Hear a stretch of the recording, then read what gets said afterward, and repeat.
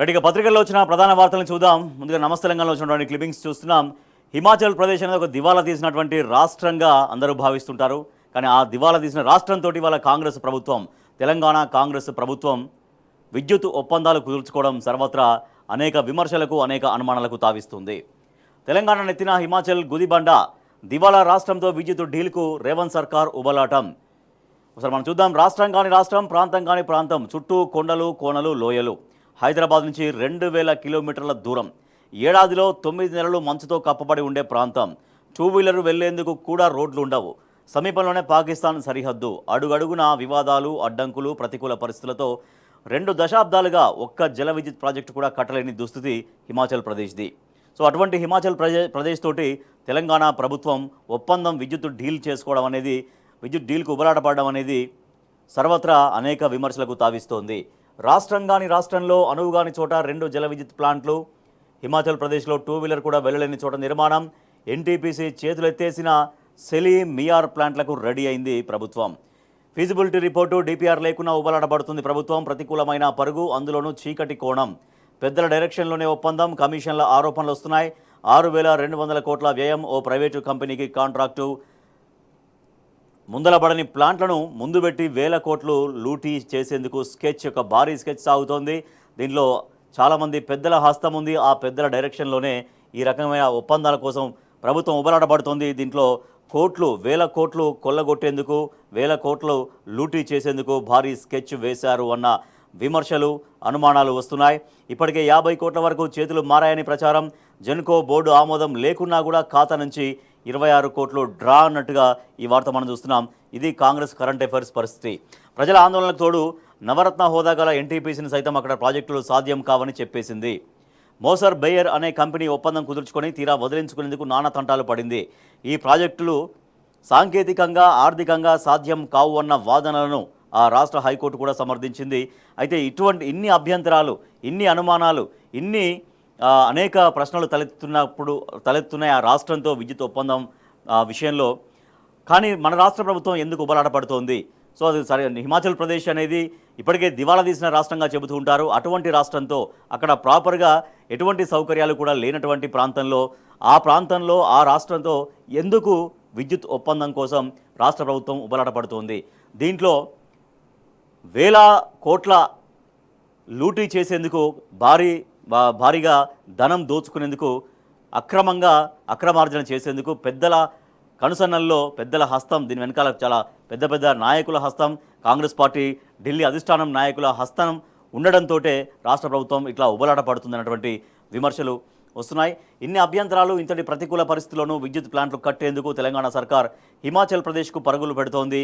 ఆ రాష్ట్రంలో హడావుడిగా సెలీ మియార్లో 6200 కోట్లతో 2 510 మెగావాట్ల ప్లాంట్లు కట్టేందుకు ఎంఓయూ కుదుర్చుకుంది.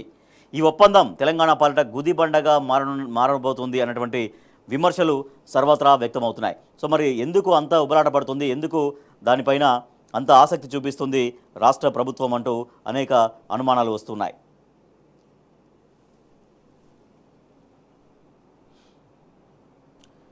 మనం చూడొచ్చు, ఇక్కడ హిమాచల్ ప్రభుత్వం నిర్మించతలబెట్టినటువంటి ప్రతిపాదిత సెలీ హైడ్రో పవర్ ప్లాంట్ స్థలం ఇక్కడ చూస్తున్నాం మనం.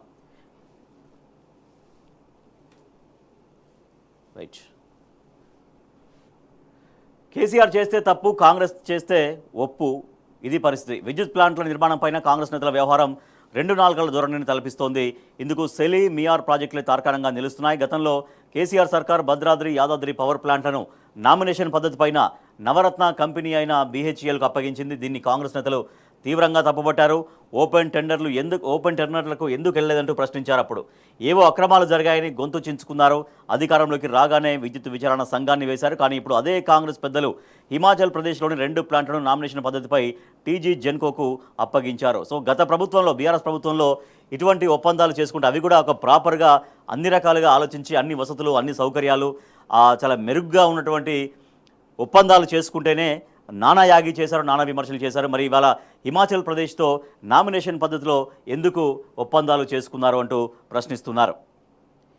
కేసీఆర్ సర్కార్ టెండర్లకు ఎందుకు వెళ్ళలేదో, ఇప్పుడు బోధపడిందో ఏమో, మళ్ళీ ఇప్పుడు నామినేషన్ పద్ధతికి జై కొట్టారు. పైగా యాదాద్రి నిర్మాణ వ్యయం పైన కూడా విమర్శలు చేశారు. వైటీపీఎస్ను 1 మెగావాట్కు 7.6 కోట్లకు కేసీఆర్ సర్కార్ అప్పగిస్తే జల విద్యుత్ ప్లాంట్లను 1 మెగావాట్కి అంతకంటే ఎక్కువగా ఖర్చు పెడుతుండడం కాంగ్రెస్ ప్రభుత్వం అంతకంటే ఎక్కువగా ఖర్చు పెడుతుండడం ఇక్కడ గమనార్హం. ఇది గమనించాల్సినటువంటి విషయం.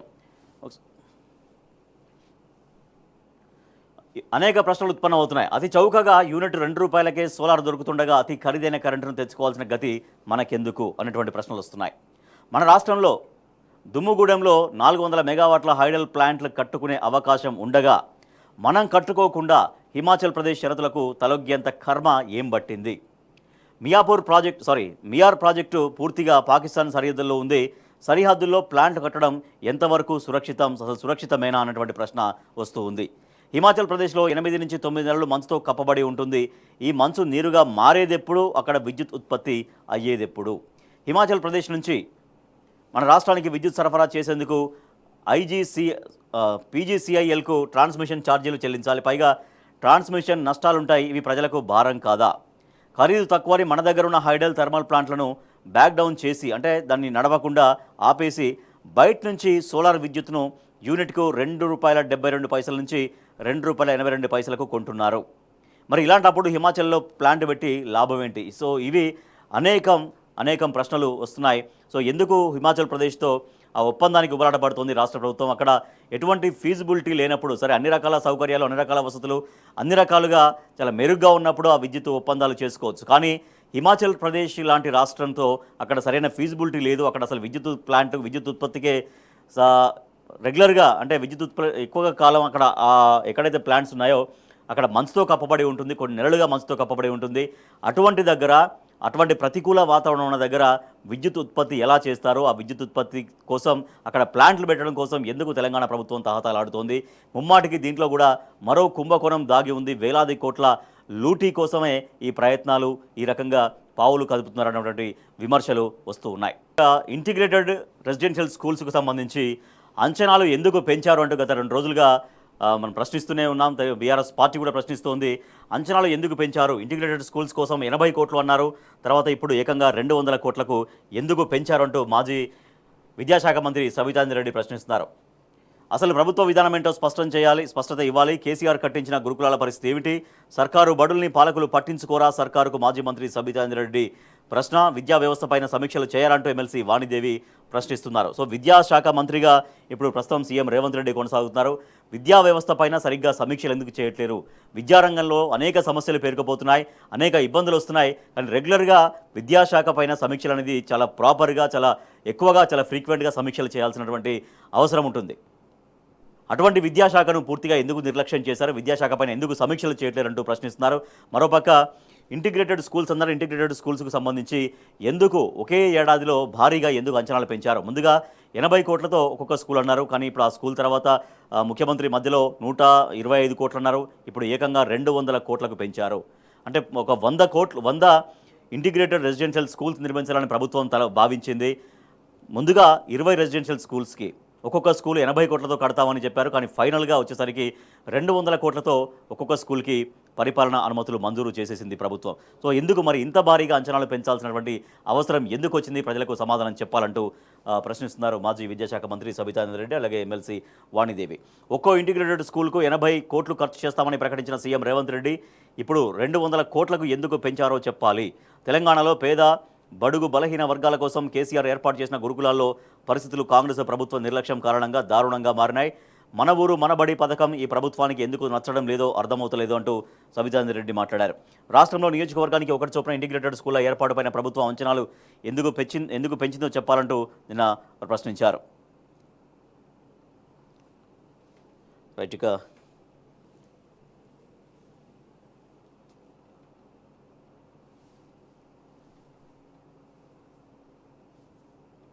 రేవంత్ రాజీ అస్త్రం అంటూ మరొక వార్త మనం చూడొచ్చు. సో ఇప్పటికే మంత్రివర్గ విస్తరణ అనేది విపరీతంగా ఆలస్యం అయిపోతుంది. అసలు మంత్రివర్గ విస్తరణ ఉంటుందా ఉండదా అన్నటువంటి ఒక అనుమానాలు కూడా వ్యక్తమవుతున్న తరుణంలో మళ్ళీ ఒక విందు రాజకీయం అనేది స్టార్ట్ అయింది. మచ్చిక యంత్రాంగం ఒకేసారి అధిష్టానంతో రాష్ట్ర నేతలతో వైరం వద్దనుకున్న సీఎం మంత్రుల్ని ప్రసన్నం చేసుకునేందుకు రేవంత్ రెడ్డి యత్నం అంటూ వార్త చూస్తే,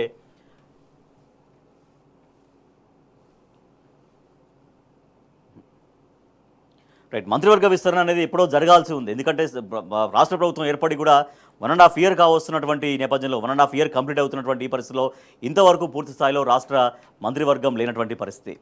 ఒక ప్రభుత్వం కొత్తగా ఏర్పడినప్పుడు ఒక నెల 2 నెలలు అనేది సహజంగా మంత్రివర్గ విస్తరణకి సమయం తీసుకునే అవకాశం అనేది ఒక నెల 2 నెలల వరకు ఓకే, అంతవరకు కొంచెం యాక్సెప్ట్ చేయొచ్చు. కానీ ఇవాళ సంవత్సరంన్నర అయిన తర్వాత కూడా మంత్రివర్గ విస్తరణ అనేది ఇంకా జరగని పరిస్థితి. సో అసలు జరుగుతుందా లేదా అన్నటువంటి అనుమానాలు కూడా వస్తున్నాయి. సరే, ఫైనల్గానైతే మంత్రివర్గ విస్తరణ జరుగుతుంది అన్నటువంటి ఒక ప్రచారం అయితే సాగుతుంది. మరి చూడాలి అది ఎంతవరకు రిజల్ట్స్ ఇస్తుందో చూడాలి. సుదర్శన్ రెడ్డికి పదవిస్తే మిగిలిన బెర్తులు మీ ఇష్టం, విందులో మీనాక్షి నటరాజన్ ముందు ప్రతిపాదన. ఢిల్లీ పెద్దల నుంచి సానుకూల స్పందన, మంత్రివర్గ విస్తరణకు గ్రీన్ సిగ్నల్ వచ్చే అవకాశం.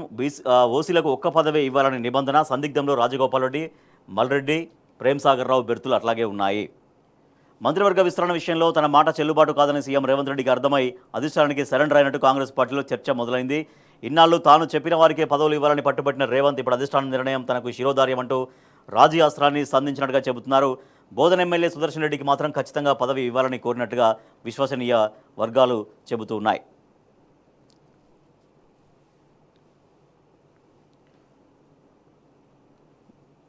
రైట్. ఇక మరొక వార్త చూస్తే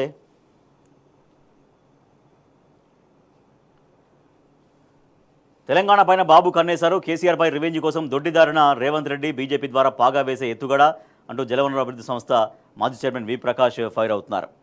తెలంగాణ సంపద పైన కన్నేసిన ఏపీ సీఎం చంద్రబాబు మళ్ళీ రాష్ట్రానికి రావాలని ప్లాన్ చేస్తున్నారంటూ వి ప్రకాష్ విమర్శించారు. కేసీఆర్ చేతిలో పరాభవం పొందిన చంద్రబాబు డొంకతిరుడుగా రేవంత్ రెడ్డి బీజేపీ ద్వారా తెలంగాణలో పాగా వేసి రివెంజ్ తీర్చుకోవాలని చూస్తున్నారంటూ ఆయన ఆగ్రహం వ్యక్తం చేశారు. సో ఇటీవల అంటే మొన్న జరిగినటువంటి మహానాడు సభలో అక్కడ ఏపీ సీఎం చంద్రబాబు మాట్లాడినటువంటి మాటలు తెలంగాణ సమాజం నుంచి మరోసారి ఆగ్రహానికి గురయ్యేలా చేశాయి. హైదరాబాద్ అభివృద్ధి చేసింది నేనే అంటూ మళ్ళీ అక్కడ గొప్పలు పలికారు చంద్రబాబు. మళ్ళీ తెలంగాణ ఉద్యమ సమయంలో ఏదైతే 2 కళ సిద్ధాంతాన్ని వినిపించారో మళ్ళీ అదే 2 కళ సిద్ధాంతాన్ని తెరపైకి తీసుకొచ్చారు. మళ్ళీ అక్కడ మహానాడు వేదికగా, కడపలో జరిగిన మహానాడు వేదికగా ఆయన మాట్లాడడం మరొక అనుమానాలకు మళ్ళీ ఒకసారి అనుమానాలకు తావిస్తోంది. చంద్రబాబు ఇక్కడ తెలంగాణ వనరులపైన కన్నేశారు. కేంద్ర ప్రభుత్వ సహకారంతో తెలంగాణ ప్రభుత్వం చోద్యం చూస్తుండడంతో ఏకంగా తెలంగాణ వనరుల్ని, తెలంగాణ జల వనరుల్ని అక్రమంగా ఏపీకి తరలించుకున్నటువంటి కుతంత్రాలు, పన్నాగాలు మళ్ళీ బాబు స్టార్ట్ చేశారంటూ తెలంగాణ వాదులు, తెలంగాణ ఉద్యమకారులు తీవ్రంగా ఆగ్రహం వ్యక్తం చేస్తున్నారు, ప్రశ్నిస్తున్నారు. రేవంత్ రెడ్డిని కాంగ్రెస్లోకి పంపిందే బాబే. రేవంత్ రెడ్డిని కాంగ్రెస్లోకి పంపించింది, ఆయనకు పీసీసీ చీఫ్ ఇప్పించింది చంద్రబాబేనని పేర్కొన్నారు ఆయన. కాళేశ్వరం నిర్మించే సమయంలో అనుమతులు ఇవ్వొద్దంటూ సిడబ్ల్యూసీకి చంద్రబాబు లేఖలు రాశారంటూ ఆరోపించారు. మేడిగడ్డ ప్రాజెక్టుతో ఏపీలోని గోదావరి డెల్టా ప్రాంతాలకు నీళ్లందక పంటలు ఎండిపోయినట్లు వార్తలు వచ్చాయని, మేడిగడ్డ దెబ్బతినడానికి చంద్రబాబు సంబంధం ఉన్నదేమోనని వి ప్రకాష్ అనుమానం వ్యక్తం చేశారు. సో ఈ రకంగా అంటే తెలంగాణ నీటి వనరులపైన ఏపీ సీఎం కన్నేశారు. ఇక్కడ తెలంగాణ ప్రభుత్వం, తెలంగాణ ముఖ్యమంత్రి చోద్యం చూస్తుండడంతో అక్రమంగా ఇక్కడి నుంచి తరలించేటువంటి కుట్ర బలంగా అమలు చేయబోతున్నారు అంటూ అనుమానాలు వ్యక్తం చేస్తున్నారు. సో హైదరాబాద్ను నేనే అభివృద్ధి చేశానంటూ చంద్రబాబు మాట్లాడడం పట్ల సర్వత్రా విమర్శలు వస్తున్నాయి, ఆగ్రహం వ్యక్తమవుతుంది. ఒక కార్టూన్ కూడా మనం చూస్తున్నాం. నిజాం ప్రభు అంటున్నారు, ఏ బచ్చా మళ్ళీ అదే మాట, మీ తాతలు పుట్టక ముందే హైదరాబాద్ను అభివృద్ధి చేసింది మేము, నువ్వంటావెందుకు అంటూ చంద్రబాబును ప్రశ్నిస్తున్నట్టుగా ఈ కార్టూన్ మనం చూస్తున్నాం. హైదరాబాద్ను అభివృద్ధి చేసింది నేనే అంటూ చంద్రబాబు నాయుడు చేసినటువంటి కామెంట్స్ నేపథ్యంలో ఈ కార్టూన్ మనం చూస్తున్నాం. రైట్. మరొక వార్త చూస్తే అమెరికాలో తెలంగాణ. సో డల్లాస్లో బీఆర్ఎస్ పార్టీ రజతోత్సవ సభను వైభవంగా నిర్వహించేందుకు ఇప్పటికే ఏర్పాట్లన్నీ కూడా కంప్లీట్ అవుతున్నాయి. అక్కడ ఉన్నటువంటి స్థానిక బీఆర్ఎస్ నాయకులందరూ కూడా, బీఆర్ఎస్ కోఆర్డినేటర్లు, నాయకులందరూ కూడా జరగబోతున్నటువంటి బహిరంగ సభను ఎప్పటికప్పుడు కోఆర్డినేట్ చేస్తున్నారు. అమెరికాలోని డాలస్లో బీఆర్ఎస్ పార్టీ రజతోత్సవ సభ కోసం గురువారం జరిగిన సన్నాహక సమావేశంలో నిర్వాహకులు పాల్గొన్నారు. అమెరికాలోని డాలస్లో బీఆర్ఎస్ పార్టీ రజతోత్సవ వేడుకల కోసం గురువారం నిర్వహించిన సన్నాహక సమావేశంలో పాల్గొన్న వివిధ సంస్థల ప్రతినిధులు, ఎన్ఆర్ఐలు. ఇంటి పండుగలా చేస్తామంటూ తెలంగాణ ఎన్ఆర్ఐలు చెబుతున్నారు. బీఆర్ఎస్ పార్టీ రజతోత్సవాలని ఇంటి పండుగలాగా విజయవంతం చేస్తామంటూ డాలస్లోని తెలంగాణ ఎన్ఆర్ఐలు ప్రకటించారు. జూన్ 1న డాక్టర్ పెప్పర్ ఎరీనాలో జరిగే తెలంగాణ రాష్ట్ర ఆవిర్భావ వేడుకలు, బీఆర్ఎస్ పార్టీ రజతోత్సవాల నేపథ్యంలో అనేక చోట్ల సన్నాహక సమావేశాలు ఏర్పాటు చేసుకున్నారు.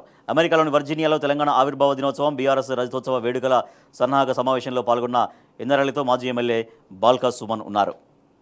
సో ఇక్కడ ఎలగదుర్తిలో చాలా వైభవంగా బీఆర్ఎస్ పార్టీ రజతోత్సవ సభను నిర్వహించారు. అదే స్ఫూర్తితోటి ఆ స్ఫూర్తి కొనసాగించే విధంగా విదేశాల్లో ఉన్నటువంటి ఎన్ఆర్ఐల కోసం అక్కడ ఉన్నటువంటి తెలంగాణ బిడ్డల కోసం బీఆర్ఎస్ పార్టీ నాయకులు కార్యకర్తల కోసం అక్కడ కూడా చాలా గ్రాండ్గా నిర్వహించడం కోసం ఇప్పటికే సన్నాహక సమావేశాలు జరుగుతున్నాయి. ఇప్పటి ఈ వేడుకలకి బీఆర్ఎస్ వర్కింగ్ ప్రెసిడెంట్ కేటీఆర్ ముఖ్య అతిథిగా హాజరు కాబోతున్నారు. ఫార్మా సిటీ అనేది గత ప్రభుత్వం ఫార్మా సిటీని అద్భుతంగా డెవలప్ చేయడం కోసం ఒక ఫార్మా హబ్గా హైదరాబాద్ను మార్చడం కోసం ఫార్మా సిటీని వేల ఎకరాలు నిర్మించడం కోసం అనేక ప్రణాళికలు చేసింది. కానీ ప్రభుత్వం వచ్చిన తర్వాత, కాంగ్రెస్ ప్రభుత్వం వచ్చిన తర్వాత ఫార్మా సిటీ రద్దు చేస్తామని కాసేపు, రద్దు చేయమని కాసేపు, బయట ఒకటి చెప్పడం, కోట్లలో ఒకటి చెప్పడం, ఇట్లా రకరకాలుగా మాటలు మారుస్తూ వెళ్తోంది. సో ఆ విషయంలో ఫార్మా సిటీ రద్దు చేస్తే భూములను రైతులకు ఇవ్వాలి అంటూ మాజీ మంత్రి సబితా ఇంద్రారెడ్డి ఆగ్రహం వ్యక్తం చేశారు. ఫ్యూచర్ సిటీకి దారాదత్తం చేస్తే ఊరుకోం, మాజీ మంత్రి సబితా ఇంద్రారెడ్డి ఆగ్రహం. భూ బాధితుల తరపున కలెక్టర్కు వినతి పత్రం. ఫార్మా సిటీని రద్దు చేస్తే ఆ భూముల్ని తిరిగి రైతులకే ఇవ్వాలని మాజీ మంత్రి సబితా ఇంద్రారెడ్డి ప్రభుత్వాన్ని డిమాండ్ చేశారు. గురువారం సబితా ఇంద్రారెడ్డి, రంగారెడ్డి జిల్లా బీఆర్ఎస్ అధ్యక్షుడు మంచిరెడ్డి కిషన్ రెడ్డి, కల్వకుర్తి మాజీ ఎమ్మెల్యే జైపాల్ యాదవ్ నేతృత్వంలో బీఆర్ఎస్ నేతల బృందం ఫార్మా సిటీ బాధిత ప్రాంతాల రైతుల సమస్యలపైన కలెక్టర్కు వినతి పత్రం అందజేసింది. ఫార్మా సిటీపై ప్రభుత్వం పూటకో మాట మారుస్తుందంటూ విమర్శించారు. కాంగ్రెస్ అధికారంలోకి వచ్చిన తర్వాత ఫార్మా సిటీని రద్దు చేస్తున్నామని ఆ పార్టీ నేతలు ప్రకటించారని, కానీ ప్రభుత్వం మాత్రం ఫార్మా సిటీని అక్కడే నిర్మిస్తామని కోర్టులో అఫిడవిట్ దాఖలు చేసిందంటూ గుర్తు చేశారు. ఇట్లా ఫార్మా సిటీ విషయంలో ప్రభుత్వం పూటకో మాట మారుస్తోంది. ఇక్కడ బయటికి చెప్పడం ఒకటి, ఇప్పుడు కోర్టులలో అఫిడవిట్లలో మరొకటి. అసలు ఫార్మా సిటీ ఉందా, రద్దు చేశారా, ఏది కూడా ప్రభుత్వం స్పష్టంగా చెప్పని పరిస్థితి.